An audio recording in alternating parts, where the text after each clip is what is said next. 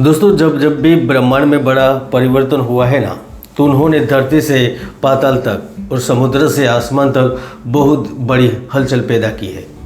उन्होंने पृथ्वी पर निवास करने वाले एक एक व्यक्ति के, एक एक जीव के जीवन में परिवर्तन लाए हैं। यह मैं इसलिए कह रहा हूँ क्योंकि ब्रह्मांड के सबसे बड़े ग्रह हैं ना, वो बहुत जल्द ही अपनी स्थिति बदलने वाले हैं। जल्दी से नोट बॉल पेन ले लीजिए और तारीख नोट कर लीजिए।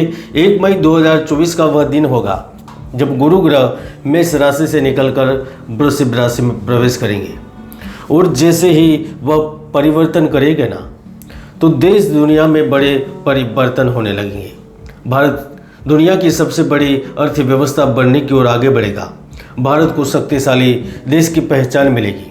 फिर से भारत नरेंद्र मोदी के नेतृत्व में आत्मनिर्भरता के आकाश को छूते हुए टेक्नोलॉजी और विकास को आगे बढ़ाएंगे।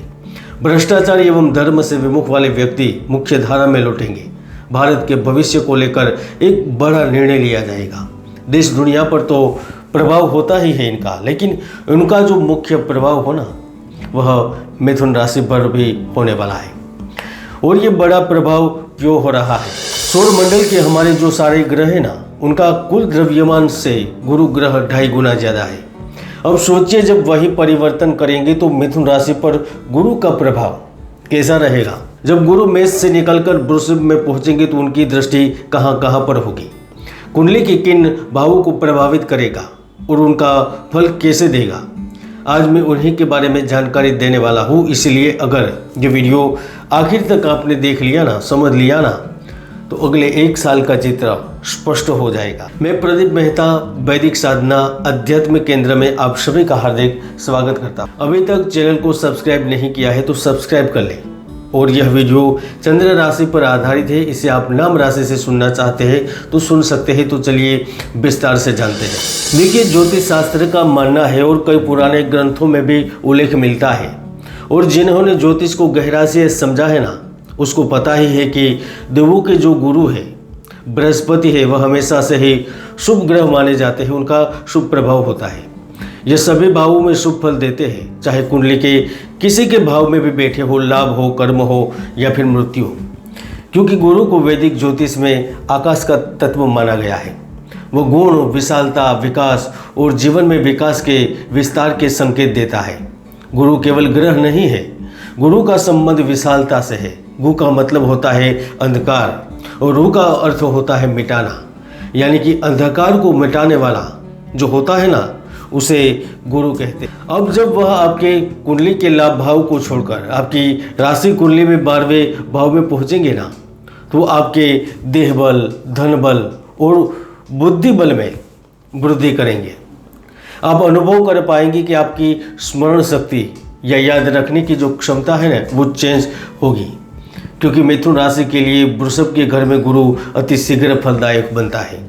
अब ऐसे में आपके जीवन में कई तरह के बदलाव आते हैं, परिवर्तन होता है। इसके कारण आपको शुभ समाचार की प्राप्ति होती है, कार्यों में सफलता मिलती है। करियर के लिए आपका जो ये समय है ना, वह एकदम से अच्छा हो जाता है। शिक्षा के क्षेत्र में नई उपलब्धियां हासिल करने में सक्षम हो जाते हैं। धन लाभ के विशेष योग बनते हैं, जिनके माध्यम से आपको पैसा प्राप्त होता है। व्यर्थ की भागदौड़ से मुक्ति मिलती है। लोग आपकी मदद के लिए आगे बढ़ते हैं। अर्थात 12वें भाव में गुरु संतान, स्वास्थ्य, भाग्य और लाभ की दृष्टि से सर्वश्रेष्ठ फलदायी रहा है। आपने जीवन में कई लोगों को देखा होगा जो पूनम के दिन गुरु महाराज या किसी मंदिर में दर्शन को जाते हैं, गुरुवार का व्रत करते हैं, अपने हाथों में पोखराज रत्न का धारण करते हैं। ये जो सारे लोग हैं ना, इन लोगों को अब रिजल्ट प्राप्त होगा, क्योंकि आप निडर, निर्भीक बन जाते हैं। सुख प्राप्त करने में गुरु सहायक बनता है। आप लोग लालच से दूर हो जाते हैं। आपकी वाणी में शुद्धता होने लगती है। आप धार्मिक आचरण करने लगते हैं। उच्च स्तर, उच्च पद पर विराजमान लोगों के नज़दीक पहुँचते हैं। साधु, संत, गुरु या फिर सलाहकार के नज़दीक पहुँचते हैं। और ये जो स्थिति है ना, वह आपके जीवन में कामयाबी के संकेत देती है। और इनका अब 1 मई से अनुभव भी करेंगे। हमारे ज्योतिष शास्त्र के अनुसार बृहस्पति है ना, उनका वर्ण पीला है, वह कप प्रधान है और यह धन प्रधान भी है। तो अब गुरु जब 12th हाउस में हो गए तो मिथुन राशि के किन किन लोगों के जीवन में व्यवसाय में परिवर्तन होगा, अब थोड़ा ध्यान से देखिएगा, क्योंकि अक्सर कई लोग कमेंट करते हैं कि मुझे तो लाभ होता ही नहीं, मुझे तो फल मिलता ही नहीं। लेकिन आप थोड़ा सुन लिया करें किन लोगों के लिए बोल रहा हूँ। आपका व्यापार अलग होता है, कार्य अलग होता है, क्षेत्र अलग होता है, तो लाभ नहीं मिलता, फिर कमेंट करने से कोई फायदा नहीं है। इसलिए जब वीडियो चल रहा होता है तो ध्यान से सुनिए और समझिए। अब किसको लाभ मिलेगा?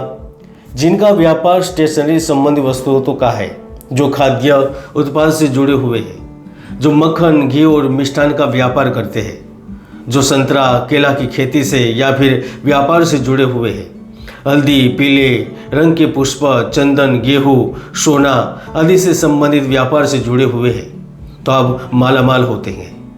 आपकी इनकम में अब जबरदस्त वृद्धि होगी। आप कम समय में ही लाखोंपति, करोड़पति बनने की दिशा की ओर आगे बढ़ने लगेंगे। पूरे 1 साल तक आपके पास समय रहेगा, उसमें आप व्यापार का विस्तार कर पाएंगे। नया व्यापार शुरू करना चाहते तो शुरू कर पाएंगे, और जिनका व्यापार चल रहा होता है ना, उसमें बदलाव भी करना चाहते हो तो कर पाते हैं, उसमें भी काफ़ी हद तक सफल होते हैं और सफल भी रहने वाले हैं। दोस्तों, ज्योतिष शास्त्र में गुरु को हमेशा पद के रूप में देखा है, इसीलिए तो उन्होंने मुश्किल से मुश्किल लगने वाले पदों को आसानी से दिलवा दिया है।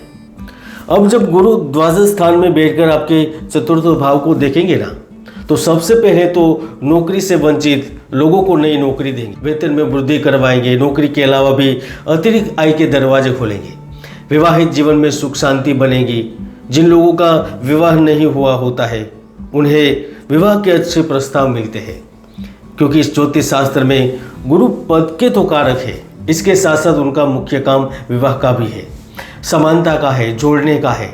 तो अगर आप भी मानसिक तौर पर अकेले हैं, ऐसा जीवन साथी की तलाश में है जो आपको समझ सके, आपके साथ रह सके, सुख दुख का हिस्सा बने, तो गुरु के परिवर्तन से ये संभव होगा। जो दुनिया के साथ संबंध रखते हैं ना, जिनका अदालत के साथ संबंध है, जो धार्मिक संस्था से जुड़े हुए हैं, जो विद्यालय के साथ जुड़े हुए हैं, कॉलेज के साथ जुड़े हुए हैं, जो राज्य सरकार या फिर केंद्र सरकार से जुड़े हुए हैं, तो उनकी भी बड़ी मनोकामना, बड़ी इच्छा, बड़ा सपना पूर्ण होता है।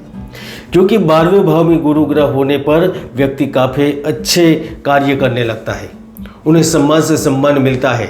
महिला अचानक से अपने पति के बिजनेस में सहायक बन जाती है, या व्यक्ति को आकस्मिक रूप से धन लाभ मिल जाता है। 1 मई से गुरु ग्रह है ना, वह कई सारे पॉजिटिव फल देगा, लेकिन 12वें भाव में उनका कुछ नेगेटिव फल भी होता है।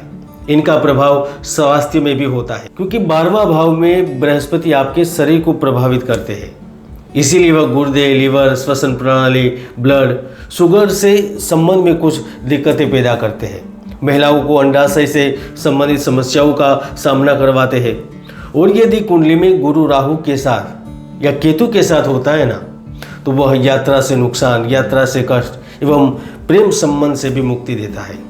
उसमें भी 6ठी या 8वें घर में हो ना, तो व्यक्ति आलसी बन जाता है, खर्च करने वाला बन जाता है, दुष्ट स्वभाव वाला बन जाता है, दूसरों के कारण बहुत सारा पैसा गंवाता है, यहाँ तक उन्हें जेल जाने तक की नौबत आती है।